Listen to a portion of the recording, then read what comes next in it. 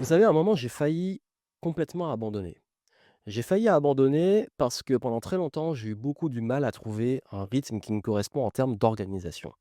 Étant un profil justement multipotentiel, ça veut dire qui gère 10 000 projets en même temps, qui a toujours plein d'idées, qui aime se lancer dans de nouvelles choses, mais aussi qui se lasse vite. Tous les conseils qu'on dit de time blocking, de rigidité, de planning, les outils ultra stricts de productivité, là, en fait, ça me lasse, ça m'enferme. Je suis incapable d'avoir un planning qui soit trop rigide. J'ai besoin de liberté, j'ai besoin de flexibilité.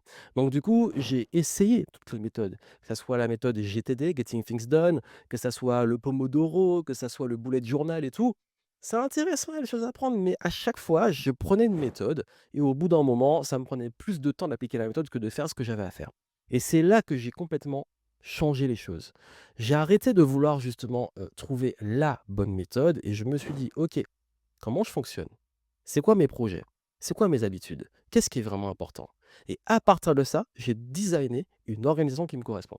Ça veut dire que j'ai commencé à planifier et créer un agenda qui est à la fois flexible et adaptatif. J'ai aussi mieux compris mon énergie, ça veut dire aussi comprendre les cycles que j'ai dans la journée, aussi même dans la semaine, et j'ai plus adapté mon organisation à ça. J'ai arrêté des to-do list et je suis passé plutôt par des process et des alternatives qui me permettent justement de gérer de façon beaucoup plus, on va dire, fluide et moins linéaire. Et tout ça, c'est ultra important de le comprendre, c'est qu'aujourd'hui, quand on a l'impression, on a envie d'abandonner, de se dire: «Mais je vais jamais réussir à gérer mon temps, m'organiser», c'est juste qu'on n'a pas encore conscience de comment on fonctionne. C'est pour ça que je vous invite, si vous ne l'avez pas encore fait, à aller faire le test. Vous avez le lien dans ma bio ou en descriptif et faites ce test, vous allez comprendre votre profil d'organisation. Vous allez voir que selon votre profil, justement, il y a des choses qui fonctionnent pour vous et d'autres qui ne fonctionnent absolument pas pour vous.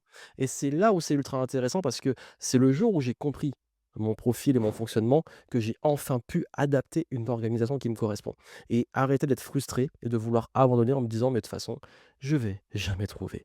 Franchement, allez faire le test et vous m'en direz des nouvelles.